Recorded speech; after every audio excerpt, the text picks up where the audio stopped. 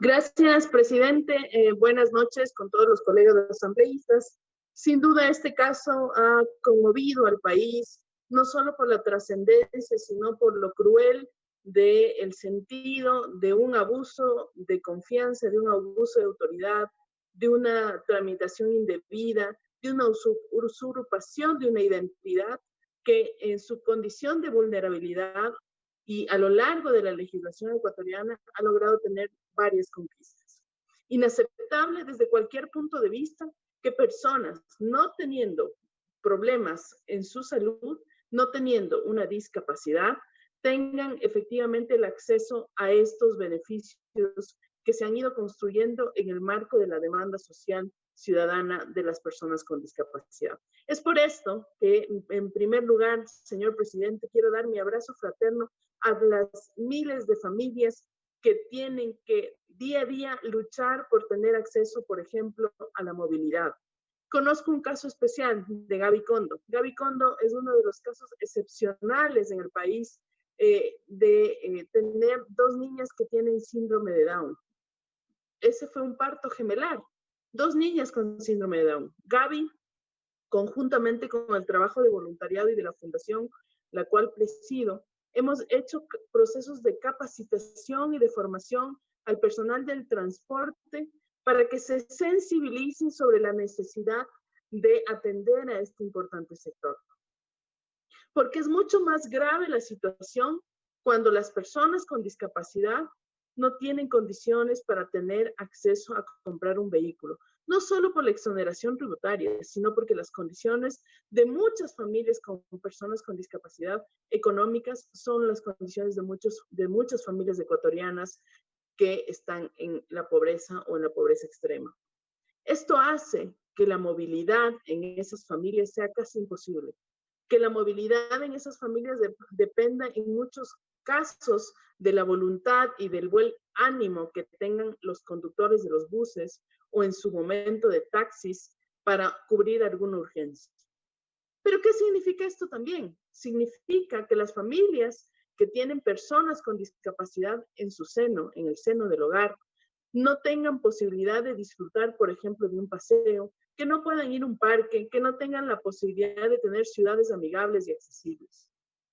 Y aún así, con esa condición de una sociedad que discrimina, que margina, que impide la verdadera inclusión, aún así, con ese tipo de ciudades que deberían ser solo relatos de historias terroríficas de sociedades discriminadoras, aún así, esas personas que pudiendo acceder a este tipo de beneficios legales que son simplemente elementos que tratan de buscar la equidad social, no han logrado acceder a estos espacios porque han sido absolutamente un camino de viacrucis. Que si el examen, que si la actualización, que si el tal test, que si el otro test, que vuelva luego, que vuelva otro día, que no estamos atendiendo, etcétera, etcétera, etcétera, etcétera. Absolutamente grave es el abuso que ciertas autoridades, y hay que decirlo con claridad, asambleístas han aparentemente tomado esta usurpación de identidad de personas con discapacidad, no solo para importar cargos en algunos casos, sino para disminuir pensiones alimenticias. De ser esto cierto, debe ser absolutamente rechazado por esta Asamblea Nacional. No es posible que nosotros estemos enfrentando una situación de esta vergüenza que tenemos por este tipo de actuaciones de ciertos legisladores. Yo concuerdo con lo que dijo el asambleísta Flores. Se debe generar una comisión especial, se debe generar una comisión especializada de la Asamblea Nacional para investigar estos casos. Pero también es absolutamente rechazable que muchos jueces en el Ecuador tengan también carnet de discapacidad del 70, del 80, del 100%. Que un presidente del Consejo de Participación Ciudadana tenga también un carnet de discapacidad. Todo eso debe ser investigado por esta Asamblea Nacional y debe tomar las cartas en el asunto y hacer el accionar político y de fiscalización que nos corresponde, señor presidente. No es posible que este caso que les cuento de Gaby Kondo, que tiene su cochecito de ruedas que tenemos las madres, que tenemos nuestros niños de menores de 1 año. Con ese cochecito de ruedas, tiene que ir a la parada de bus, esperar el bus, tiene que hacer el esfuerzo de llevar un cochecito de ruedas gemelar con sus 2 niñas que tienen síndrome de Down, y ese esfuerzo que hace ella no tiene un respaldo social íntegro.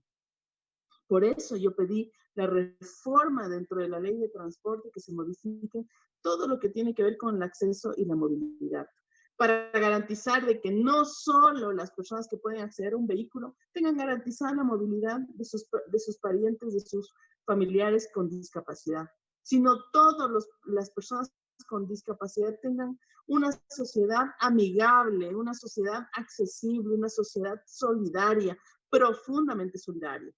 Debemos entender y debemos definitivamente comprometernos con esa realidad que lastima y lacera. Personas que tienen que ser arrastradas prácticamente por las calles porque no hay paradas adecuadas, porque no existen condiciones correctas ni siquiera en transporte público, porque no existe la mínima sensibilidad de las autoridades de turno de los gobiernos autónomos descentralizados para lograr construir ciudades adecuadas y acordes a las demandas de la inclusividad que deben tener las ciudades modernas. Por eso, precisamente por todas estas desigualdades históricas, es que la Asamblea Nacional debe pronunciarse con fortaleza. ¿Cómo es posible? Y podría ser casi hasta irónico decir que un juez, una jueza, tengan discapacidad del 80%. Si tomamos en consideración lo que establece la normativa, es absolutamente grave entonces entender que un juez que tenga el 80% de discapacidad y de acuerdo a la normativa tendría síntomas y signos de deficiencias permanentes que afectan gravemente la imposibilidad de la realización de actividades ordinarias, requerimiento de apoyo y cuidados de una tercera persona y no logra superar las barreras cotidianas del entorno. Esto quiere decir que entonces los jueces que tienen ese porcentaje de discapacidad, ¿cómo administraron la justicia? ¿Cómo fueron capaces de hacer análisis de las pruebas de cargo, de descargo, de las diferentes instancias en las cuales han actuado, si tienen un alto porcentaje de discapacidad? Es absolutamente grave y debe ser rechazado por la sociedad. Yo voy a apoyar si es que se conforme esta comisión especial para que haga un análisis, para que este informe también sea vinculante, como por ejemplo para el Consejo de Participación Ciudadana, para el Consejo de para la Judicatura, para que pueda también ser la Asamblea Nacional en este proceso de investigación propio de su entidad, para que el gobierno central tenga también la información de aquellos altos funcionarios que tienen también este carnet de discapacidad y que probablemente no hayan cumplido. No solo creo que hay que llamar a las autoridades, porque lamentablemente uno llama a las autoridades y las autoridades vienen, dicen lo que quieran, pero no entregan la información.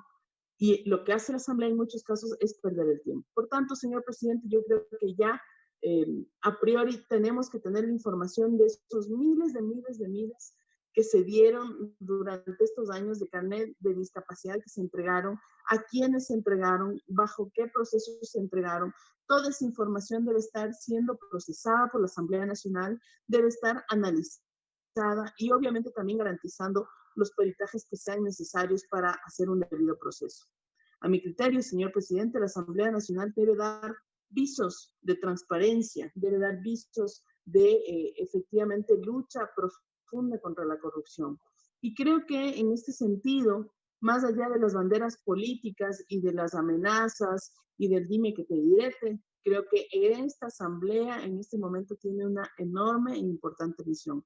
Y es conformar esta comisión, investigar el uso y el mal uso de los carnets, garantizar de que existan procesos transparentes en la entrega de carnets hacia el futuro y obviamente también, como lo decía el asambleísta Carlos Vera, hacer de ser necesario las reformas legislativas correspondientes para que nunca más en el Ecuador una persona como Daniel Salcedo, que aparentemente tendría todas sus facultades gracias a la bendición de Dios, no tenga la posibilidad de abusar y de usurpar la necesidad que en este caso, como les contaba, Gaby Kondo tiene todos los días. de movilizar a sus hermosas gemelas para que puedan tener una adecuada educación, para que puedan tener una adecuada integración en la sociedad, para que vayan sus gemelitas a un parque, para que puedan pasearse en un centro comercial o donde ellas decidan ir con su madre que tanto las ama y las quiere. Querida Gaby, por ustedes, esta asamblea debe demostrar